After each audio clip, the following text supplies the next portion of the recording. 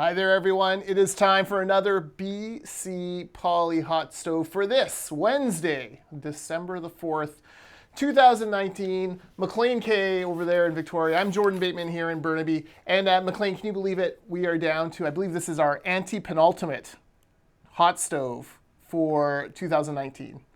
Third last. Is that really what that Yeah, means? yeah. Anti-penultimate? Penultimate is second last. Well, yeah, so that one I knew. Anti-penultimate is third last. Oh, I see. And okay, like anti with an E, not I. Exactly. So Okay. Oh, yeah, okay. we're starting out Well with done. really talking the language of the people, the common tongue, all those things that you expect to make the hot stove great. But Maclean, I can't help but notice you're not in a tie over there. Is it pretty loosey goosey now that the politicians have disappeared for the decade? I mean, I'll let you know when I see anyone. It's pretty quiet. I haven't seen a single politician here today. There's a couple members of the gallery here, but it's pretty quiet here. The government is all. Name names. Who's there doing the work right now? I want to know. Who are the Dirk good? Meister's here with Dirk. Canadian Press. He's been course pumping he out is. a lot of content the last couple of days, course and he is. Rob Shaw from the Vancouver Sun. Now, not all reporters are all in the same area, so there could be people with CBC and Global. I don't see them up here. Nope. Only Dirk and Rob are working, and we want all the it. bosses in the media to know that. No.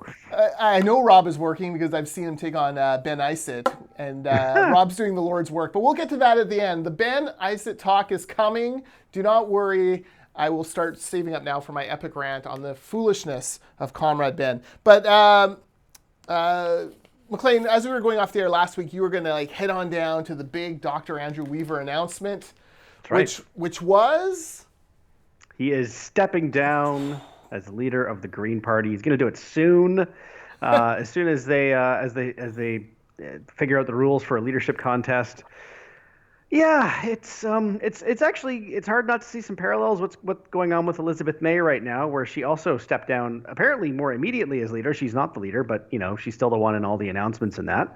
We asked Weaver that. Are we basically going to see a revisit of what has happened in the federal Greens, where you're not the leader, but it's still all about you? And he just kind of chuckled and said, "Well, no, I'm looking forward to stepping aside, and well, we'll see. He's still got 2 years left. I don't know if he's going to be able to restrain himself for that long."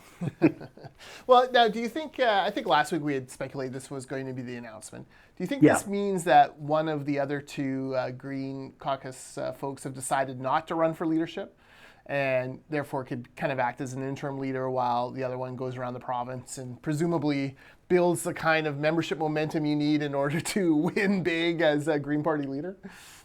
They are being very tight-lipped about this. That is my suspicion, the scenario that you've just laid out, but it's based on nothing more than some educated guesswork.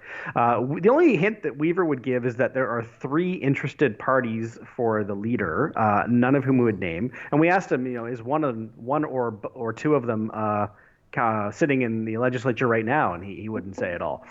The easiest, cleanest situation for the Greens would be a race where one of the two is Adam Olsen or Sonia Furstenau runs, the other doesn't. The one who doesn't run becomes interim leader. The one who runs, in their case, hopefully becomes leader because they have a seat.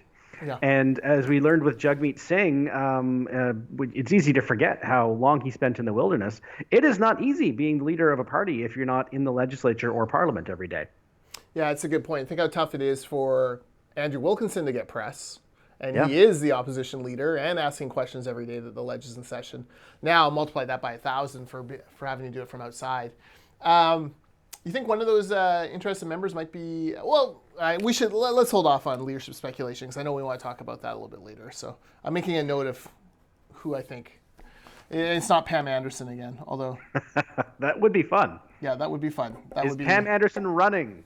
Pam Baywatch fans Anderson will get the joke. Oh, sir, the '90s were an amazing time, unless you were a hockey coach, which we'll also talk about next in a few minutes. But anything else from that Weaver announcement? Is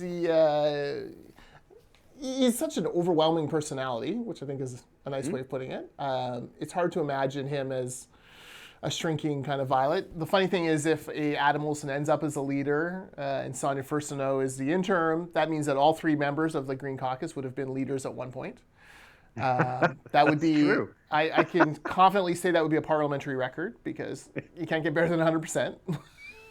I hadn't thought of that. That would be an interesting scenario. We may as well just talk about it.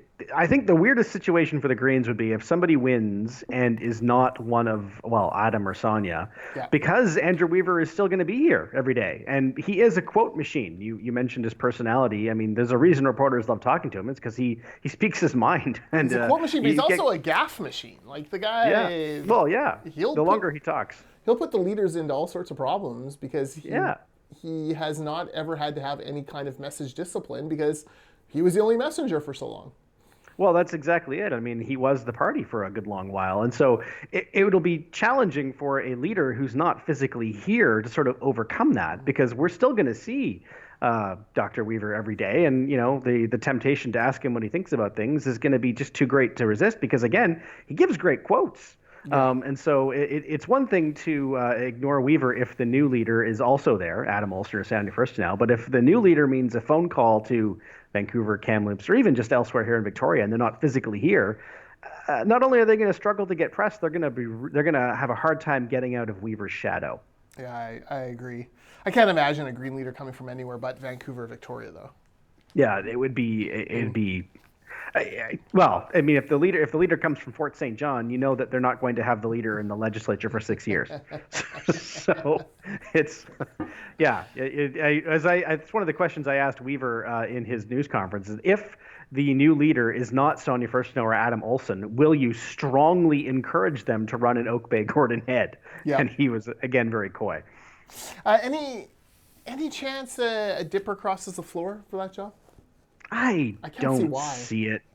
No, exactly. I can't imagine why. I think that situation would have been interesting if the NDP were not in government. Right. But if the person everyone points to as someone who might have considered it, and we're talking purely imaginary here, is Lana Popham, and she's now the agriculture minister. Yeah. So why would you give that up to join the backbench? I just don't see it. Yeah, and I mean, it would absolutely sewer the relationship between the Greens and the NDP.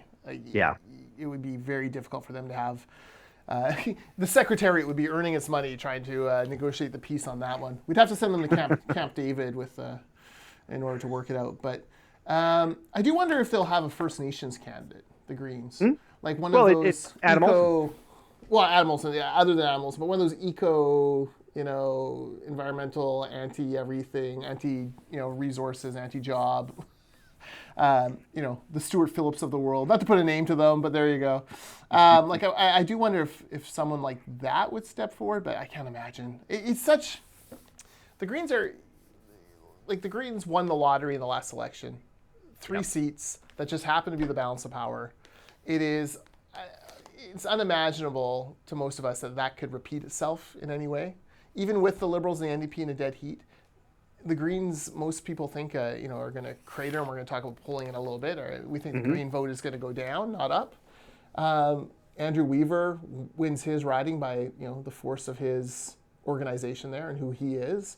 Sonia Firstnow and Adam Olsen both won in really perfect vote splits. It's just it was such a perfect storm. I'm not sure how you replicate that again. That's it exactly. And I mean, if you're the Greens, we spend a lot of time talking about what the world looks like from a Liberal and NDP point of view. But I mean, if you're the Greens, I think they kind of gambled everything on getting proportional representation. I don't want to talk about PR again, and you and I think, see eye to eye on it. I'm glad that the referendum failed. But I mean, it's hard to argue with the Greens when they say that they would have done better under PR. I think that's true. Yeah. But now that we're sticking with first past the post, everything you said is correct. They're going to have a really tough hill to climb in 2 years. They're going to have a hard time differentiating themselves enough from the NDP to attract people who aren't happy with the government, but also finding a way to justify Green voters who do like the government not to just vote for the government. Yeah, and which brings up another interesting phenomenon. If you manage to get a leader from outside that caucus, would that leader actually throw Weaver under the bus for how he's managed the coalition? Picture this scenario: you and your press gallery mates. Well, only Sean Meisner, because there's only two that work. But the three of you standing there with your microphones, talking to a Green leader during the campaign or just before the campaign kicks off, and the Green leader is saying, "Well, we're reaching out to people who voted New Democrat last time, who oppose Site C, who oppose LNG, and who want to side with us." And bring green values, environmental values to the legislature. Oh, well, that's great. Well, why didn't your party, when it had the balance of power, bring down the government over Site C or LNG or Kinder Morgan or any of these issues? If you're the leader, you kind of got to say, well, because Andrew Weaver screwed it up. Really, like if that was the number one value for the party, they should have, flexed their muscle. John Horgan likes being premier. Most of us believe that Andrew Weaver could have extracted a whole lot more from John Horgan in return for the support that he's given him over 2.5, soon to be 4 years. It's a hard kind of thing. So I wonder about that dynamic, that a new Green leader actually throwing the old one under the bus. Well, and I mean, we just talked about why I think the reason why is what we just talked about. It was PR. Yeah. I think they sort of rolled over and played nice on LNG and Site C because they thought they were going to get proportional representation, and they thought they were playing the long game, but it didn't pan out. And so now, yeah, you're right. They're going to go back to their voters and say, yeah, we didn't get our way on LNG, and yeah, we didn't get our way on Site C. And also, the other thing they're not going to get their way on is Trans Mountain. So if you're a Green voter, yeah. What did we get out of this? Yeah, we got a tech commissioner or something that none of us can name or have seen anything from. Like, we got an innovation commission. What? Yeah, great, good for you. Okay, hot dog. There's also that phenomenon from the last election where a number of disenchanted BC Liberal voters, disenchanted with Christy Clark, park their vote over with the Greens. You got to think some of them are coming home having, as W.A.C. Bennett would say, British Columbians from time to time have to touch the hot stove of socialism to burn their hand and recoil in horror and throw the NDP out for another couple of terms. We've touched the hot stove. Taxes have gone up. Spending has gone up. Fiscal conservatism is out the window. Oh, now's the time to come back. It's all fun to vote Green because you hate Christie, but now you've ended up with John Horgan in power. Yeah, and I think the riding that'll be most true is Weaver's own riding of Oak Bay. It will not be difficult to see that go back to the BC Liberals in 2 years. Is it fair to call Oak Bay Tony? Is it a Tony riding? It's Tony and Tawny. It's both of those things. It's Tweedy as well. Tweedy, Tony, Tawny, and Tweedy. The tweed curtain, right there. All right, Maclean, I want to talk about John Horgan while we're on this subject. John Horgan went east, flew commercial, and made sure that there was a reporter on the flight to show him flying commercial and tweet out. That's a side joke. I always find it funny when he just happens to be on a plane with a reporter who just happens to tweet out, a picture of, hey, look at this guy, man of the people, flying commercial. Anyways, off they went to Ford Nation. And first of all, kudos to John Horgan for not putting on that Toronto Maple Leafs jersey that Doug Ford gave him. Common ground. That would have been grounds for immediate recall. And we would have mobilized and taken John Horgan out because that would have been shocking. Anyways, he met with the premiers. Naturally, the press conference, he somehow ends up sitting right next to Jason Kenney. The two spar a little bit over Trans Mountain, although Horgan sounds pretty defeatist on that file. And I just wish he had been a little bit more defeatist on the file before he spent millions of our dollars on pointless court actions, but whatever. But they seem pretty lockstep on LNG, which must have raised the eyebrows of the Green Party and wondering why they're supporting a government that's about to pump all this greenhouse gas emission into the air. Well, exactly, and it's for all the vilification that happens of people like Jason Kenney here. I think it's surprising for some to see pictures of Horgan and Kenney not only sitting together and not throwing things, but able to work together on areas of common interest. And it turns out that rhetoric aside, a healthy energy sector and substantially cleaner energy, and for places like China, is something that both Jason Kenney and John Horgan can kind of see the wisdom of. Yeah, I know, absolutely. So Brian Pallister, I thought, performed well at that. He seemed kind of like the reasonable conservative, as the media like to call him, which is sort of offensive to other conservatives, but okay. No one can get angry from people from Winnipeg. It's like the most inoffensive Canadian location. Yeah. Hey, and good on Pallister for calling out Quebec over this racist law they've passed, and one that everyone else in the country seems to sort of tiptoe around, like as if it's a bad thing to call out Quebec on this kind of nonsense. So, so Pallister, good on him. I don't know, Doug Ford. He is Doug Ford. There's a party who is got to have a new leader before the next election, right? You have to think. There's news today that their Auditor General is questioning some of their laws, and oh my God, it's a mess. It looked like Ford was actually kind of he let himself be charmed by Trudeau last week too, which was almost cute. Yes, yeah. Nothing plays better with hardcore conservatives than being charmed by Trudeau. So, he's a charming guy. But I mean, I think it's good when people who obviously disagree are able to sit down and talk. But yeah, But the Doug Ford experience continues to be a bumpy ride. Yeah, what I love about these First Ministers meetings is they're all about one thing, right? Like getting more money from federal government, right? Like that's all they're about. United Front, it's merely a ploy to try to get more healthcare money or whatever, extort as much money as possible from the Fed. So, have we ever had a First Ministers meeting that did not end with resolution that the provinces can agree that they need more money from Ottawa for healthcare? Has that ever not happened? And I mean literally ever. It's as predictable as death and taxes. Yes. The call to action. All right, let's talk about the Insights West poll that came out last week because I have many, many issues with this poll. But Maclean, do you want to give the two major headlines out of that? Yeah, it's let me pull it up.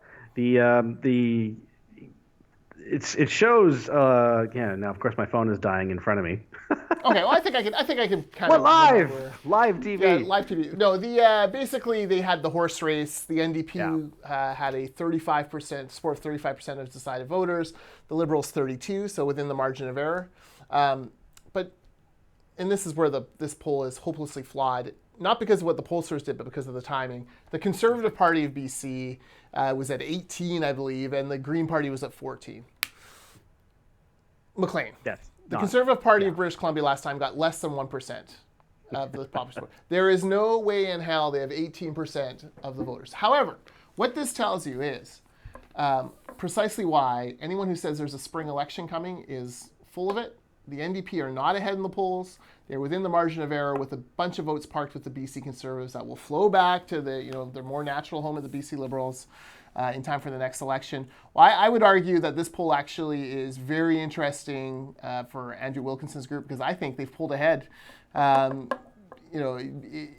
Yes, you're parking your vote at the Conservatives, but that is purely a holdover from a federal election we had, less than a month ago? Yeah, and I mean, anyone who's been active in provincial politics in BC can tell you that there is always a substantial amount of voter confusion on the whole BC Liberal, federal Liberal, Conservative divide. It's just, I mean, I've experienced this. You've probably experienced this. I've never talked to anyone who hasn't. And so, yeah, that's exactly what you're seeing. You're seeing federal Conservative voters seeing this poll or hearing this poll and saying, yes, no, I'm a Conservative. Yeah. And and it's either that they're genuinely concerned or they just misheard. But you're quite right. The provincial Conservatives, you said what, less than 1%? Yeah. They have not magnified their support by 18 times in the last 2 years. That has not happened. No. Look, I just stretch to remember who the Conservative leader is. And I bet if you walked around that hard-working press gallery, even half of them would be like, it's a guy he's from the north. They would really be stretching for it. So there's no way in heck that's happening. As well, advertising starts kicking in. The BC Conservatives have no money. They do not advertise. All of a sudden you see all the BC Liberal ads, the NDP, and even a smattering of Green ads. So that changes the complexion there. But it does, I think, rule out this idea of a spring election because from time to time I still hear people say, the economy's starting to go down and they want to get an election in before they end up in deficit. Mm-hmm. Yes, I can go along with that part of the theory. However, there's no way they call an election unless it's a 8 to 10 point lead in the polls for them and they feel like they've got a legit chance of forming a majority government. Because otherwise, look, they know they didn't win the most seats. They know they have to take seats from the BC Liberals, not just hold. And that's a tough task. Well, you're right. And you can talk yourself into a spring election if you ignore certain things. But the other thing is the NDP, I think, would not want to be in the position of just forcing an election, going to the LG themselves. They would want to have it forced upon them. Basically what they would want is the Greens to vote down the Throner budget, and it's just not going to happen. Well, first of all, what possible poison pill could they put in there that both the Liberals and the Greens would agree need to vote them down? They can't just walk down the street to Janet Austin's house and say, hey, I want an election now. She'll say, well, have you lost confidence of the House? no, then you have a law in the book saying October 2021, go back to work.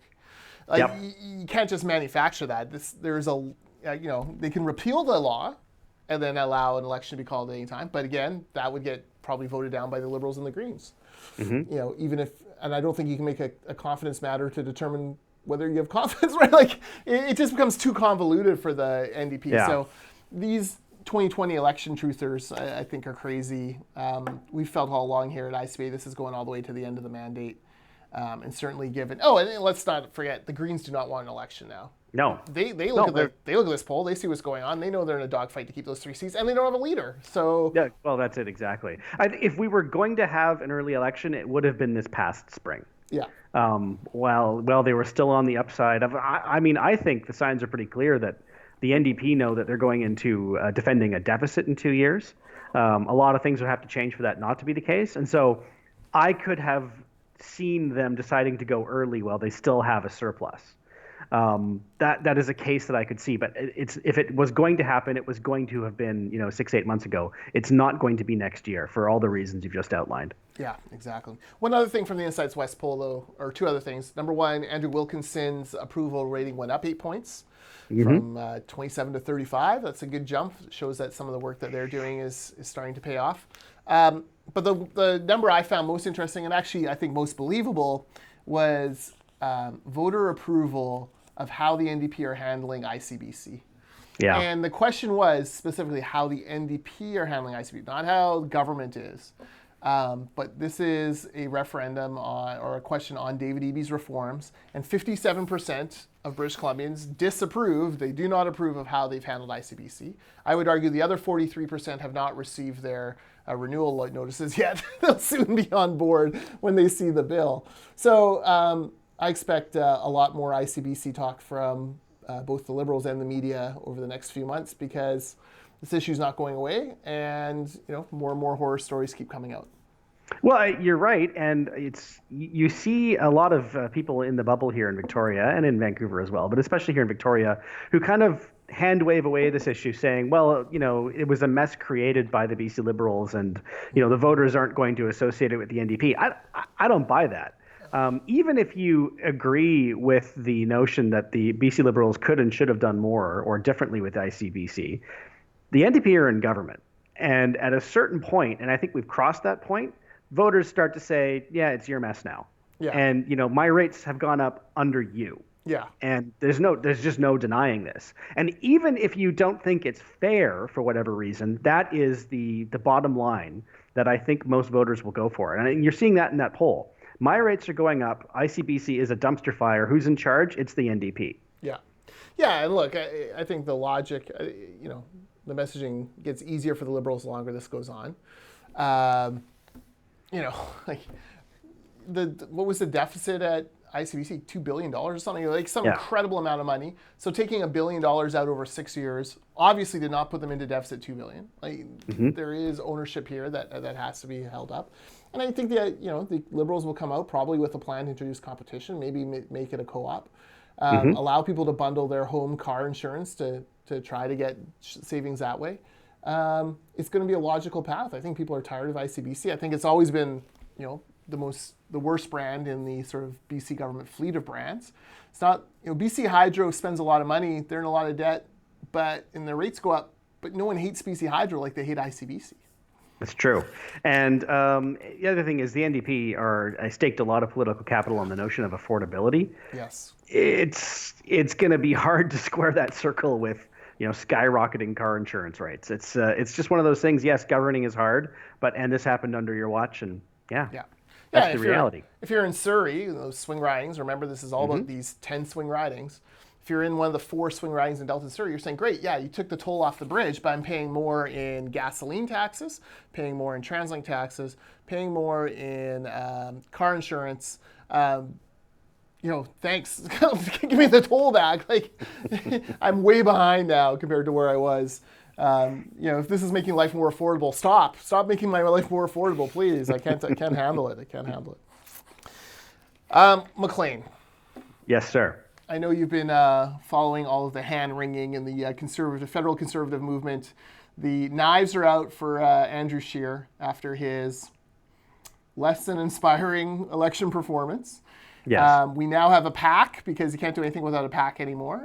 The Conservative Victory PAC, featuring such luminaries as Corey Tenike, Sarah McIntyre, she of the gum-snapping Christy Clark Yes. media wrangling, and Jeff Ballingall from Canada Proud. He's now a spokesperson apparently for them as well. So the knives are out. It's all dedicated to somehow getting rid of Andrew Scheer. But one little problem, they have no credible alternative. And the people within the movement who might be slam dunk, might generate some interest. They say the Rona Ambroses of the world are saying now they don't want to run. So what's happening here is Andrew Scheer going to go home to Regina this winter and take a walk in the snow and come out the other side saying, you know what, on second thought, I'm going to step down. Is it going to go all the way to the membership vote, which these guys are now going to try to rally against him? This isn't great for the Conservatives. No, and you can see both sides in that if you're Andrew Scheer or one of his supporters, you say, we have more seats than we did, before the election, and we actually had more votes than the Liberals, and so by one measure, he's actually done pretty well. By another measure, the Liberals were what should have been fatally weakened by scandal. I mean, it feels like ancient history now, but the Prime Minister was caught in blackface. Thrice. And these images were released during the campaign. It's just that should not have been surmountable, but it was. And so, you can see both sides. The one thing I will say is that these civil wars, when they're fought in public, it always means a period of sometimes a long period of wilderness for the party. That's what happened to the federal Liberals. You went through all the Stéphane Dion and Michael Ignatieff, and then they finally landed on Justin Trudeau, and that looked, it's easy to forget, but that looked incredibly dodgy up until he won. Yeah. So it's if you're a conservative, and I know you are, this is a challenging thing. I mean, it's one thing to say, yes, I think maybe we need somebody other than Andrew Scheer, but the way they're going about it, it just looks very ugly. Yeah, some of the criticism of Scheer is interesting to me. There's this criticism of he doesn't have the fire in his belly. I don't know if that's fair, because you wouldn't put yourself out there unless you had some sort of ambition, right? And then if he does show too much fire, it'll be, he's an angry, mean conservative. I mean, you're coming after post Harper. That's a tough thing. Let's also recall 4 years ago, none of these natterers were standing up to run for this job.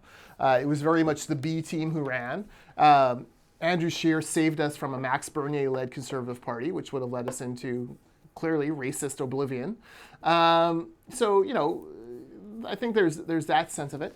4 years ago, everyone was talking about how Trudeau was a lock for a second, maybe a third term. It's true. That's eroded. It's a little bit worse for me. On the other hand, and we talked about this last week, why the guy just keeps litigating social issues that have been decided 15 years ago, and that Canadian society and culture is very firmly decided upon. It's just, I don't understand. I don't get it. I think he's wrong. We got to get past that, right? We got to get past. We got to kind of hone in on a fiscal conservative message that's built on affordability, right? We want to make your life more affordable. Here's how we're going to do it. But then again, Maclean, I listened to Jeff Ballingall was on Canada Land's Oppo podcast with hardcore lefty Justin Ling and Jen Gerson. And Jen Gerson, who's Toronto right, if that makes any sense to you. Not really right wing, but Toronto. She's from Calgary, but yes, I know what you mean. You know what I mean. So it was an interesting conversation with Ballingall, who, by the way, is an old Canadian Taxpayers Federation intern, and we have a soft spot for those guys. So, but he was saying, in one breath, he was saying we need to hone in on the things that bind us together as conservatives: freedom, liberty, fiscal conservatism, and then on the other hand, he's like, and we got to make life more affordable. If I were the Conservative leader, and he's like, I'm not running for Conservative leader, but if you were the Conservatives, you should be camped out in front of Rogers and TELUS and Bell and raging against high cell phone prices and threatening to break up the oligopoly. And you're like, dude, those messages don't match. You can't talk about freedom in one hand and wanting to break the dairy cartel, and then try to litigate prices on product. It's one or the other, right? You can't do both. So I do think it shows how muddled even that group is in what should be done. Yeah, I couldn't agree more. It's difficult for them to articulate what it is they want, other than power. Yes. And there's not a lot of criticism. It's just I don't see a lot of distinction between the Jeff Ballingals of the world and Andrew Scheer. And I think your point about them saying that Scheer should have had more fire in his belly is one of those ones that I just don't see at all. Yeah. It's Andrew Scheer is who he is, and that's a fairly sort of even-tempered suburban dad. Those are not criticisms. But this is a guy who turned to Justin Trudeau in the debate and called him a phony and a liar. Like those are the first words out of his mouth. That's how much more tempestuous do you want your leader to be? I don't think that an angry, sort of tub-thumping, fist-pounding conservative leader is something that Canadians are going to warm to. No, I don't think so either. And then I sit back and I go, okay, why did the Conservatives lose this election? It was Ontario. Yeah. And who is the face of conservatism in Ontario? A tub-thumping, yelling, angry conservative, right? And, Exactly. One wonders if, in that leadership race that was rushed through because Patrick Brown turned out to be an idiot, if it rushes in and it's, who else was running? Caroline Mulroney. Elliott? Christine Elliott? Yes, Christine I Elliott. wanted to say Carolyn Elliott, but she's a writer for the Orca. I know, I do that myself. So I was confused. Carolyn Mulroney or Christine Elliott win, and they have sort of a softer, more reasonable face to conservatives on there, not running their own TV networks and acting crazy. One wonder. I think Andrew Scheer is prime minister today, right? Like I agree. I think the Ford Nation poisoned the well for. I don't think there were votes to be gotten there in the 905. So how do you blame Scheer for that? And then say, well, I want to replace him with a leader more like Douglas Ford? Like, I don't get it. Makes no sense. Anyways, there's no sense whatsoever. All that to say, I'm totally up in the air. Like, I think I'm a member of the party. I should double check. I can't remember. I had a membership and then I resigned it. It was a whole thing. When I joined the taxpayers fair, I was a member for like 2 weeks. Yeah. And I think I renewed in order to vote in leadership. I can't remember. Anyways, no, I am a member because I voted in the nomination race. There you go. So I've got no idea like what I'm going to do for March. A lot of it's going to depend if he has a good session and it looks like he's landing some punches and it looks like caucus is behind him and he seems to have learned the lessons from the last campaign and he can, give me a reasonable answer on the social issues. Okay, well, maybe Scheer does get another chance. Yeah. But I think for a lot of us, it's up in the air. The thing that I would say, and I'm not a member of the Conservative Party, is that it is not necessarily a contradiction to believe that, as you just said, Andrew Scheer lost the election in some part because of forces beyond his control, Doug Ford, that kind of thing. But also to believe that for whatever reason, he may not be the guy. And I'm not suggesting that both of those things are true. I'm saying that those aren't a contradiction. It is perfectly possible to believe that Scheer could not have won that election, but also to believe that he's never going to, for reasons that are not his. And that's, again, we talked about this last week. I mean, look at Adrian Dix here in BC. Andrew Scheer's political career does not have to be over. Yeah. There are a lot of things he could do. Yeah, no, I agree. Maclean, let's punt the NHL coach bullying discussion and whether politics is next. Let's do that next week. Sure. I think that should have a more fulsome discussion. And frankly, I agree. I'd like to think about it just a little bit more. But we'll come back to that. And folks, if you're out there watching and you have thoughts or questions about that, generally the theme is we're seeing a real reckoning in the NHL where coaches are being called out on the carpet for their bullying and sometimes racist behavior of the past, as they should be. The question for Maclean and I we're kind of wrestling with is, what does it mean for politics? Is politics kind of the next frontier, the next workplace that we're going to look into that? And what could that look like? What is acceptable or not acceptable in the system of government we have? But we'll talk about that next week. Green provincial and federal leadership candidates. The only thing I want to add to the conversation we had previously is, does Adrian Carr or one of those Vancouver City Greens run for the leadership? Because it seems to me that that's a possibility. It might be one of the three. I think, well, Weaver said there was 3. Right. So at a minimum, even if both of his caucus mates run, that means there's somebody else. And he did say that all 3 were credible. And I take Weaver at his word. Now, you may have a different take on what constitutes credible, but I think he meant credible in terms of a name that people would know. Right. And someone like Adrian Carr would fit that bill. And you're also completely right. I mean, the next leader of the Green Party kind of has to come from either Southern Vancouver Island or not just Metro Vancouver but Vancouver, to have any shot of enough support of winning their seat and even just getting attention. I just don't. There's no reason to have a Green leader from Kelowna. But yeah. So I mean, Adrian Carr that's somebody who, at the very least, I could see them throwing her hat in the ring and seeing what happens. Yeah, no, I agree. Justin Trudeau caught on camera making fun of Trump. Oh man, unforced error. It's just There are I see people on Twitter saying, well, it's not a big deal because what Trump has done in the States is so much worse. That's true, but that doesn't. There's no reason to excuse what I called an unforced error. Yeah. I mean, the boom mic is visible. They should know, and Trudeau's not a rookie anymore. It's just there's no reason to be caught making fun of the U.S. president. I mean, even if it is Donald Trump. Look, you may dislike Donald Trump. I dislike Donald Trump. We need a good relationship with him. Yeah. And actually, that's one of the things I thought Trudeau has done, quietly very well, is managing his relationship with a volatile U.S. president. But I mean, there was no reason for this. It was an unforced error. It's like he's trying to make Krista Freeland's job even harder, right? Like, yeah. Like, what can I do to screw this up? Like, and he's facing the cameras. Like, the shocking thing is, like, Macron's back is to the camera and all that. He's facing the cameras. They're right there.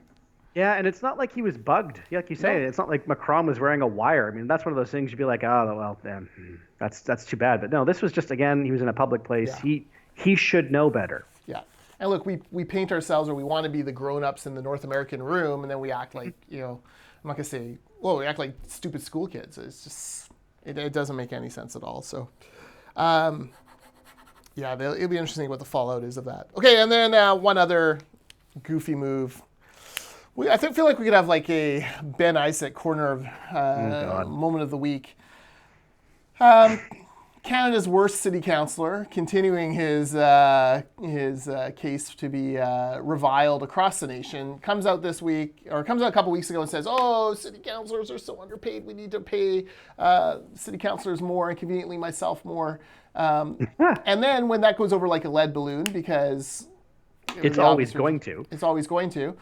He then puts out a whiny, immature, churlish little press release saying, well, if we're not going to pay people more, then don't expect us to show up for afternoon meetings, don't expect us to show up for community events, don't expect this and this and this and this. This guy is awful. And he has been elected there, 3 times now in Victoria? He started in 2011. So and if you yes. ever needed proof that Christy Clark was right when she called Victoria cesspool, look at the guy who's trying to cancel Remembrance Day, trying to cancel big events, supporting Venezuela as a model for wonderful socialism. This guy is just beyond the pale. I don't know. Victoria voters, you just kind of want to go door to door and be like, guys, come on. I think it was Adam Sterling, who's a radio host, a very good one here in Victoria, tweeted something this morning to the effect of, if this is such a pressing issue, why did we hear literally not a whisper of it in either of the last 2 municipal election campaigns? Because Isitt has been a candidate in them, and this is his 3rd term as councillor. He's figured it out by now, and to suggest that we should just unilaterally, oh, by the way, we're also increasing funding by 50% for councillors? Yeah. While they're cutting funding for the police and reducing patrols. Yeah. I mean, the optics are insanely bad. Yeah. And then afterwards for him to just, there's no other word for it but pouting. Yeah, no, pouting, absolutely. And guess what? There's no competitive market for councillors. I've said it a million times. It's not like he could go, it's not like, oh, well, Saanich, we're going to pay more than Victoria so we can get, a better councillor, so come across Ben Isitt, right? There's no competitive market. So there's no, it comes back, and take it from a former 2-term township councillor in Langley. It all comes back to public service. Yes. Being on council is public service. And I think Ben Isitt has forgotten that. I think he should be ashamed of himself. I think he needs to take a few weeks off over Christmas, over the holiday time that is at the end of December, as I'm sure he calls it, Mr. Poinsettia ban. he needs to take some time and just really reconsider, why am I on city council? Why do I want to serve? If the public is such a nuisance to serve, feel free to do something else with your life, Ben Isitt. I couldn't agree more, because apparently he's lacking for free time. So there's a really easy way to give yourself more time. Yeah. Look, and there's school of thought that councillors, you actually get worse governance the more you pay, because people go in and never leave because it becomes, they become so reliant on that income. I can tell you that, in Langley, there's been quite a bump in salary pay since I left. Clearly the caliber of candidates has gotten better since I left, but. But nothing is better. Like nothing is better. You're paying more for the same service, and I just come down there's an element of public service here where you're giving time. It's partly volunteer work and it's partly elected life, but this kind of it's like this entitled to my entitlements behavior just drives me crazy. Well, and here's the other thing that's, I think, gets lost in all this. If you don't live in Victoria, or you're not even super familiar, we often talk about Victoria in the same way we talk about Vancouver, as sort of meaning the greater metro area. The greater metro area of Victoria is something like 350,000. The city of Victoria itself, of which Ben Isitt is a councillor, is 60,000 people. Yeah. It's not big. No. Saanich is bigger. You can fit every single man, woman, and child who lives in Victoria in BC Place. Yeah. So, the suggestion that Victoria, there are some people saying, well, of course Victoria needs a full-time, highly paid council. It's a major city. Greater Victoria is a major city in British Columbia. The city of Victoria actually isn't. It's quite small. Yeah, no, I agree. Look, Langley Township is 125,000 people. Yeah. They do not have full-time councillors. Yeah. And if you don't like the way the calendar is structured for meetings, make a motion and change it. It's pretty simple. It's easily done. Yeah, it's pretty simple. It used to be a rough day. Monday you'd start at 2:00, the township, and we'd go all the way to 10 or 11. But we'd try to get all the meetings done Mondays, right? But you work with it. So I don't buy it, and I certainly don't buy that his time isn't flexible. He's a researcher and a professor somewhere or something. I read I Googled his CV, and he had 6 pages of articles that he's written and stuff, all of them to do with socialism and hardcore lefty causes. So anyways, Ben Isitt icing the trophy for worst city councillor in Canada. Yeah. And so we congratulate him, and I'm sure a trophy's in the mail from someone. Can't wait to see it. From the government. I'm sure he'll celebrate it. Yes. I'm sure he likes nothing more than to hear that I'm ripping him anyway, so I'm sure that's fine. All right. That is it for the Hot Stove. We'll be back next week to talk about stuff. Including bullying in politics. And you mentioned it earlier. If you want your say in, this is actually a good point. Yeah. Tweet at us, email us. We're very findable at the Orca. I'd be very curious to hear your thoughts. Yes. And bonus points if you work in the Bill Bennett Spittle references. If you're formally served, feel free to name names and send us examples. We're keen to hear everything. And we've got a week to lawyer up, so It'll don't be worry interesting. about it. It'll be interesting. Yeah, I'll be on my best behavior next week, that's for sure. I'll have a little disclaimer running at the bottom of everything I say. Anyways, so we'll be back at Jordan Bateman on Twitter, at Maclean K, at the Orchid BC, and we'll see you all next week.